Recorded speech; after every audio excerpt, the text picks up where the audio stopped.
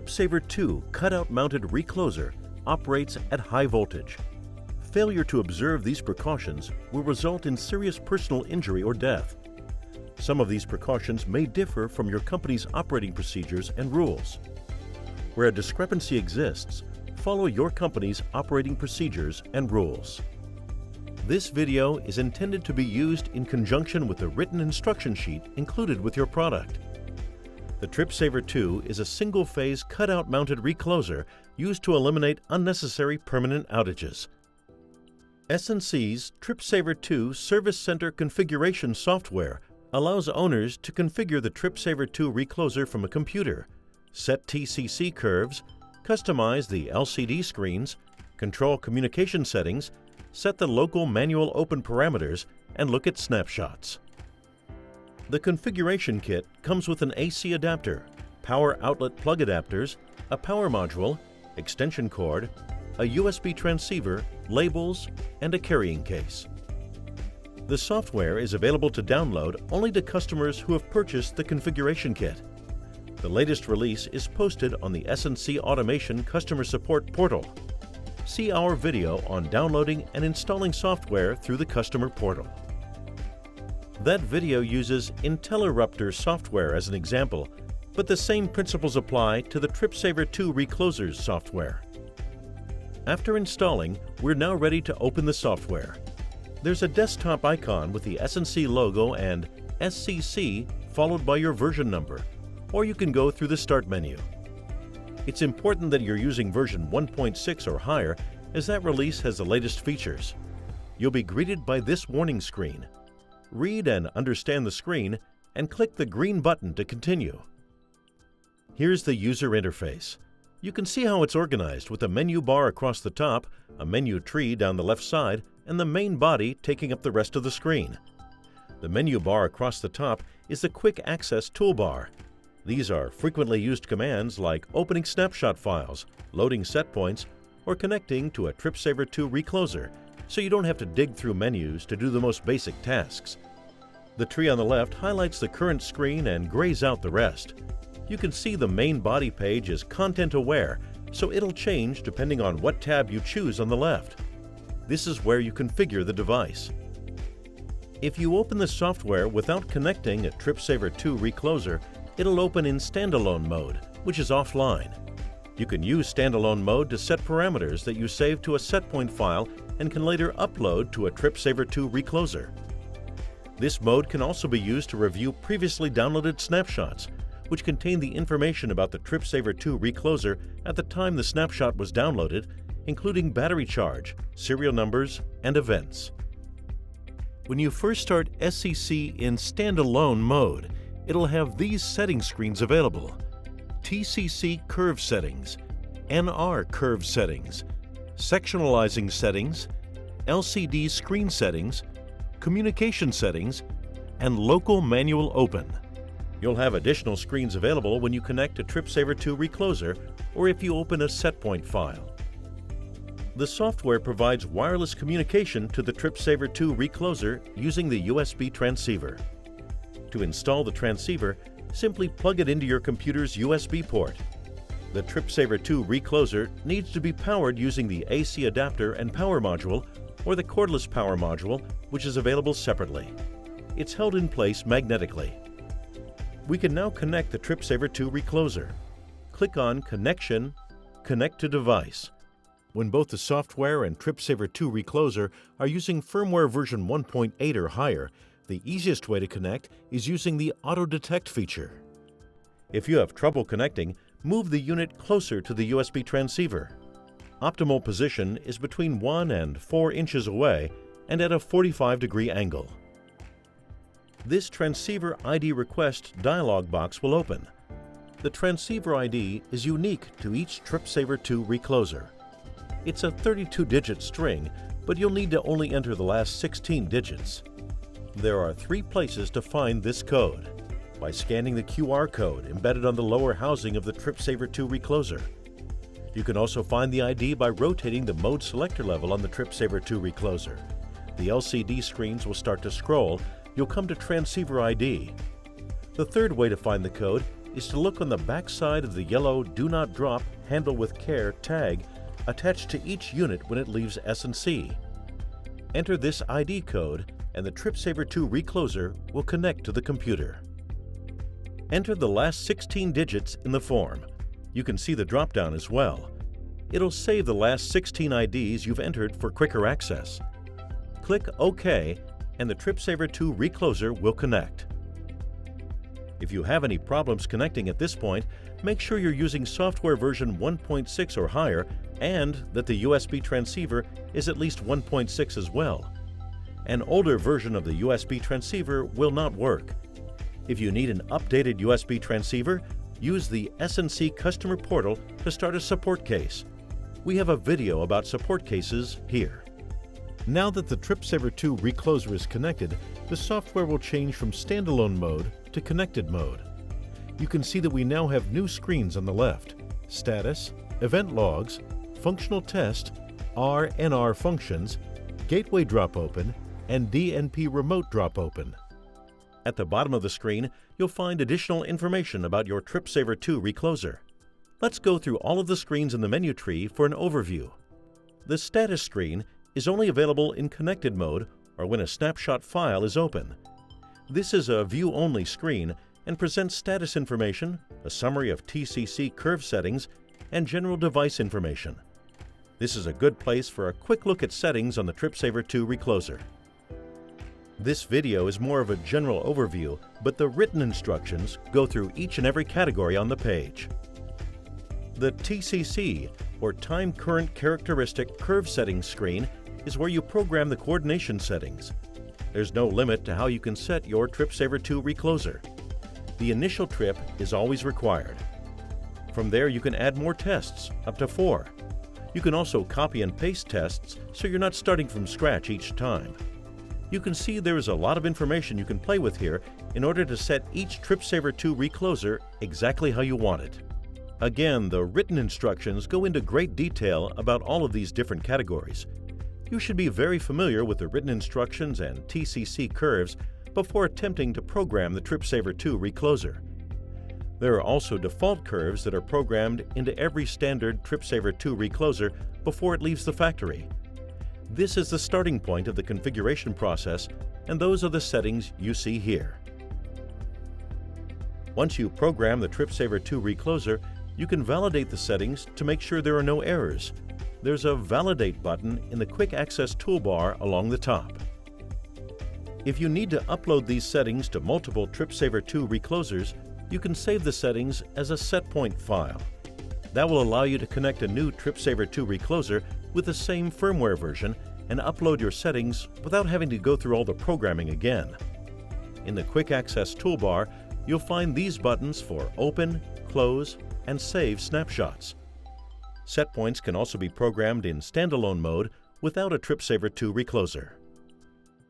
The NR Curve Settings screen allows the user to program different TCC curves specifically for NR or RNR modes. These settings will be used by the TripSaver II recloser when the mode selector lever is in the down position or when the recloser is in the RNR mode. All curves in the NR Curve Settings menu are set the same and have the same setting ranges as the curves in the TCC Curve Settings menu. There are 3 NR curve settings: Standard NR, Post-Fault Wake-Up NR, and Cold Wake-Up NR. The Standard NR setting allows the user to select any curve in the library when NR or RNR mode is active. The recloser will not go through a reclosing sequence, but will respond to the TCC set in the Standard NR setting field. To make the Standard NR setting behave like an instantaneous curve, as was standard in the Service Center Configuration software version 1.6 and earlier, select Definite Time for the inverse segment mode and make sure the minimum trip value of the Standard NR setting is the same as the minimum trip value of the initial trip curve. The Post-Fault Wake-Up NR setting is configured when a separate curve is desired when the TripSaver II recloser is energized or is closed into its mounting after a fault event occurs. The setting will be active for the first 10 cycles after the recloser is closed into its mounting and energized after the recloser sees fault current. The post-fault wake-up NR setting will only be used after the recloser has dropped out in response to fault current. If a post-fault wake-up NR setting is not required, set the TCC curve to the same settings as standard NR TCC setting. In situations where the recloser is waking up or is closed into the mounting after being de-energized when it did not experience a dropout event, the cold wake-up NR setting will be used. This setting is configured when a separate curve is desired in response to a cold wake-up of the TripSaver II recloser. In most cases, it is a slower curve. The setting will be active for the first 10 cycles after the recloser is closed into its mounting or is energized after a situation in which the load current dropped below 1.5 amperes. The cold wake-up TCC curve will not be used in a post-fault situation where the load is picked up after the TripSaver II recloser has sensed a fault condition. In those cases, the post-fault wake-up NR curve will be used. If a cold wake-up NR setting is not required, set the TCC curve to the same settings as the standard NR setting. The TripSaver II recloser features a sectionalizing function for both the 4 Ka and 6.3 Ka rated models. When enabled, a TripSaver II recloser will start its secondary protection function, the sectionalizing function, over a user-specified range of fault currents when the source side circuit breaker or recloser, for whatever reason, trips faster than the TripSaver II recloser's TCC overcurrent protection. It will count the number of operations of the source side circuit breaker or recloser and will drop open after a user-specified number of counts. The LCD screen settings screen allows users to customize the LCD screen on the TripSaver II recloser. You can change the language settings, what is displayed as the normal or first screen, how many times the screens will repeat before staying on the normal screen, how long each screen is shown before moving to the next, and what screen is displayed when the device is dropped open. Below, you can see the available screens on the left and which screens will be displayed on the right. It's easy to change the order of the screens using these arrows, or to remove or add screens. The Communications tab is for configuring two settings related to how the TripSaver II recloser's remote and local communications work. This section is only available when a TripSaver II recloser, with the extended open interval option, is connected, or if a snapshot file saved from a TripSaver II recloser with that option is open. Communications mode can be set to either non-gateway mode or gateway mode. See the written instructions for information on gateway versus non-gateway mode. The TripSaver II cutout-mounted recloser with firmware version 1.6 or later can be opened manually without any load break tools by using the Local Manual Open, or LMO, feature. The feature provides an operation sequence that commands the TripSaver II device to open the vacuum interrupter contacts and drop open. The device must be powered for the feature to work, or a line worker could use a cordless power module to temporarily power up the device when the load current is low. This yellow load break label is included in the shipping container. It is intended to be used to indicate that Local Manual Open has been enabled on the device. Two parameters control how LMO functions: the operations count, which is the number of times the lever needs to be operated, and an operations timeout window, which is the amount of time in seconds in which you must complete the operations. By default, the feature is disabled and must be enabled and have the values set while configuring the device. When the LMO feature is enabled, a new LCD screen titled LMO will be automatically displayed as the first scrolling screen, with the operations count on the left and the time window shown on the right. Confirm the values with your utility. In this example, we're using an operations count of 6 and a time window of 40 seconds. Operate the mode selector lever 6 times in a 40-second window to trigger the LMO command. Every single movement of the lever counts as one operation. As soon as the 6 operations are complete, the TripSaver II recloser will start a time delay sequence. For the next 10 seconds, LMO cancel will appear on the LCD screen. The 10-second window is fixed. Any operation of the mode selector lever during this time will cancel the LMO command, and LMO canceled will appear on the screen. If the command is not canceled within 10 seconds, a walk away message will then be displayed. The walk away window is fixed at 20 seconds and gives users time to move away from the device. During the walk away period, the operator can no longer cancel the LMO operation. After 20 seconds, the device will break the load current, drop open, and reset.